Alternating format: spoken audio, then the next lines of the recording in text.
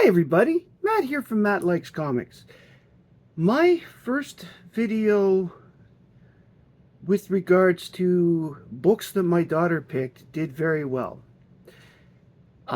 Maybe because it was Batman, I don't know. Maybe it was just the day. I'm very grateful either way. And so was my daughter. She was happy to see that, people had watched the video. So we went ahead and did it again. She picked a book, and I picked some random books out of the box. This time, however, the person that whose books I pulled was not of a DC bent, but Marvel. I ended up pulling from the Thor box. Thor is a great character and a lot of fun overall. Kirby also seemed to have a bit of an obsession with Norse mythology with regards to this character, because there is a lot of detail from the Norse sagas and mythologies that have gone into the Thor books. And I say Kirby because I know that Stan Lee did not look into this as much. So Lee was more of the editor, and he wrote dialogue, but he wasn't exactly known as a researcher. Basically, before Kirby left Marvel for DC in 1970, he had built this whole world of Asgard to go with the Thor mythos. And Thor, remember, has been around since 63, this version anyway. So here are some random books that have been, as I say, picked by my daughter. The books that I pulled are from the years 1981 to 1982. Got them right here. Let us begin with Thor 311.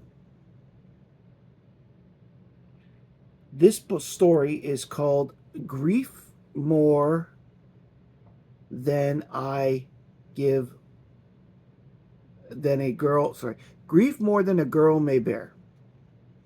I still really can't read my writing. So this is from September 1981. The writer is Doug Mensch. The pencilers are Keith Pollard, and the inker is Gene Day. Now, I'm not going to give the penciler writer for every issue. Basically, if I don't change the writer, it's the same group from issue to issue. Now, this book here, the shooting of a young man sets off a race riot just outside of Dr. Blake's clinic. Dr. Blake tries to save his life. And then Thor tries to stop the riot. But the boy dies as he has a weak heart. So the boy had died from the surgery. So it's a quick synopsis, but it's a nice little book. I'm trying to put things in a situation where people read the books, because more than anything, if I just sit here and tell you everything that's in the book, I might as well just open the book and read it panel by panel, which is not my intention. This leads to issue 312, which is called The Judgment of Tyr. In Asgard, Sif mourns over Thor's decision to go back and stay on Earth.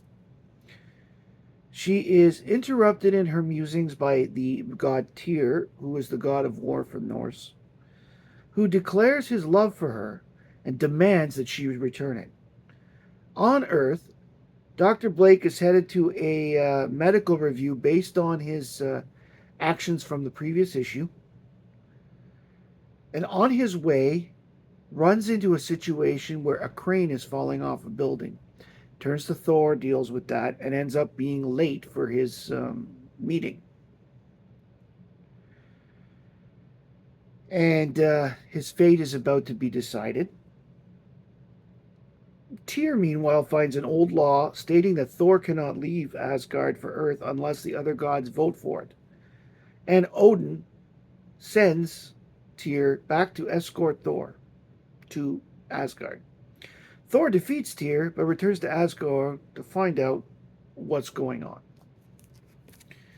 Both of those issues, speaking of Tales of Asgard, both issues here have backup features of Tales of Asgard. Not every book does. And that's why I point this out. Because that also means that when there's a Tales of Asgard, the original story, the big story, main story, is a little shorter than they're at most.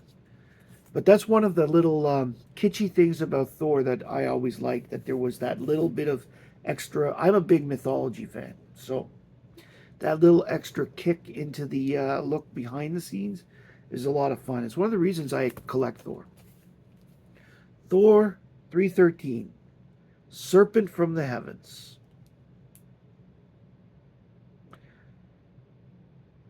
Thor drags Tyr back to Asgard and discovers that this law has been invoked. Sigyn goes to Loki and tells him about the vote, and Loki decides to get involved and releases a character by the name of Morglon on Earth. Morglon is a serpent-type creature who is pictured right here on the cover. The vote is tied when the news hits that Morglon is loose. Sif then comes and casts the tie-breaking vote, allowing Thor to go to Earth. Thor flies off to battle Morglon. Thor then fights to save a young couple from him, and he finds inspiration of the love they obviously shared for each other. Blake then receives a call saying that his clinic is closing due to budget cuts. There is a Tales of Asgard in this issue. Now, here we go. This is issue 317 of Thor. Yes, I'm missing a couple. This is called Chaos at Canaveral. And this book has the same penciler and writer, but the inkers are Brett Breeding, Chick Stone, Pablo Morse, and Joe Rubenstein. Blake is touring the Florida launch site with Diane Lamar, who has been hired by Tony Stark to be an astronaut. So they're training. When they are attacked by the Man-Beast. The Man-Beast wants to return to Counter-Earth and destroy it. Now, for those that don't know what Counter-Earth is, it's a planet that's on Earth's orbit that is exactly halfway around, so it's always hidden from our view by the sun.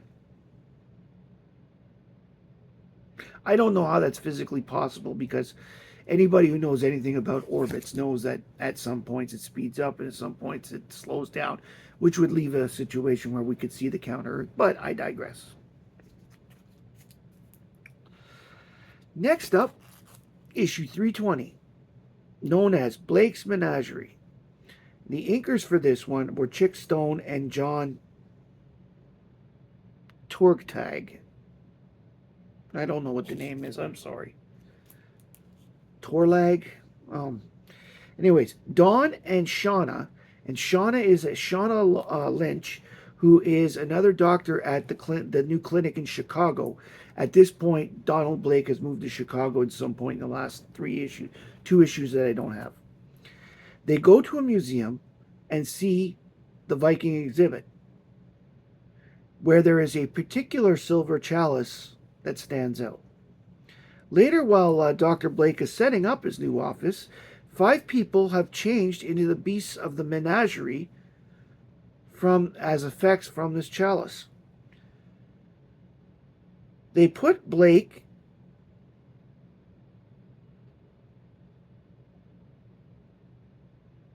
to sleep. Okay.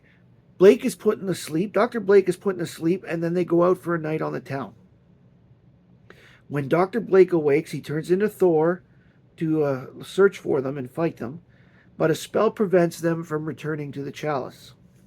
This is the first appearance of the menagerie.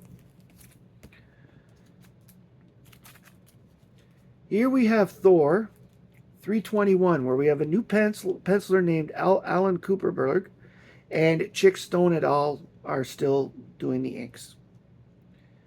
Thor takes the menagerie to Asgard and leaves them with Heimdall.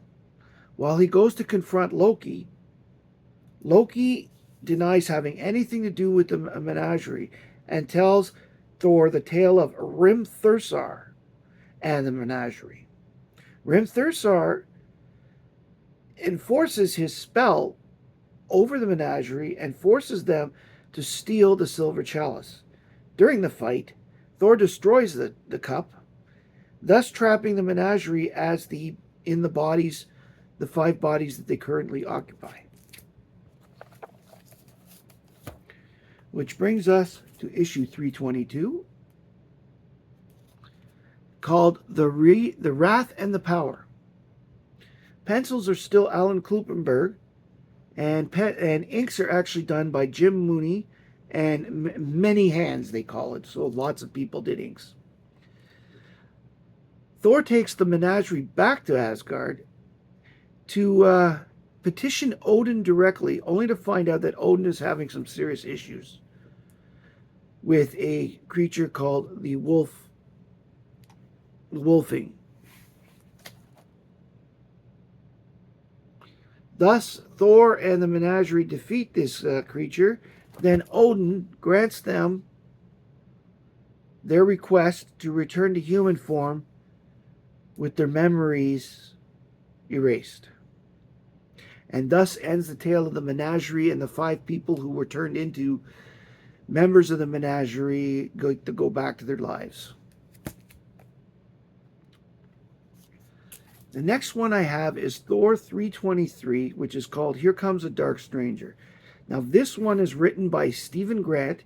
Pencils were done by Greg LaRocque, and Ricardo Villamonte did the inks.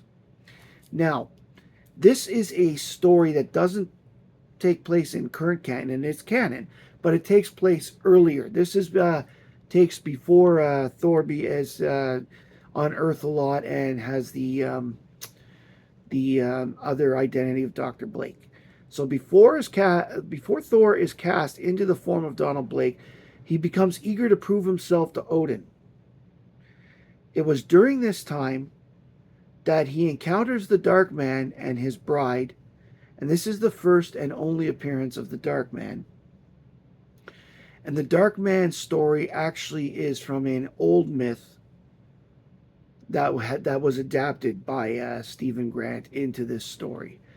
There are parts of it that were Conan, I believe, and parts of it that was from the myth, but there's very similar. And Conan, of course, we know is not myth, but Robert Howard's creation. However, this is still a good book, and it's a good read, so it's worth taking the time to do it. The last book that I pulled from this era is October 1982's Thor 324 Graviton. And the writer for this is Doug Munch, and the pencils are still Alan Kluppenberg, and the inker is Jim Mooney by himself. Thor is at Avengers Mansion and spends time as Dr. Blake talking to the Wasp. On his way back to Chicago, he runs into Graviton, who has hijacked Bloomingdale's in order to find a bride. So instead of mail order, he's gone for a department store bride, which I doubt they have, because last time I checked, Bloomingdale's was not in the human trafficking industry. This book has a Tales of Asgard in it, where the ones of the recent that I didn't mention don't. I thought that this era of Thor is interesting. There's some good stories here, and Thor is one of those ones that I'm not necessarily collecting per se, but when I see a bunch for cheap, like in the $2 bin or the $1 bin, I pick up a bunch. These are all from the $1 bin at a show I went to, and I actually enjoyed very much reading these books. I know Thor is a very popular character out there, and from a movie perspective, he's probably certainly the first Thor was one of the best movies out there. I personally really loved Ragnarok. I loved Cate Blanchett as Hela, and really enjoyed that movie as well.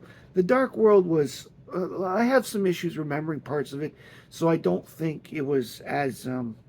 I need to watch it again, I guess. But Thor as a character is great. When Kirby returned back to Marvel, he did some more work on Thor, and he did a lot of help with the Tales of Asgard again. And you can tell because the Tales of Asgard in the years where Kirby wasn't there wasn't as good as they are when Kirby's involved. If you like this video, besides the fact that my daughter would love you for it, please give a like, comment, and subscribe. Comment below if you like Thor, if you don't like Thor, if you've read any of these, if you plan on reading them. I want to know. Thor is one of my Marvel favorites, and it's a lot of fun to it's a lot of fun read. It's a lot of it is bash easy thing, and honestly, that's a great read at a lot of times. Thank you very much for sharing time with me today. My name is Matt, and I like comics, and I hope you do too. Thanks, everybody.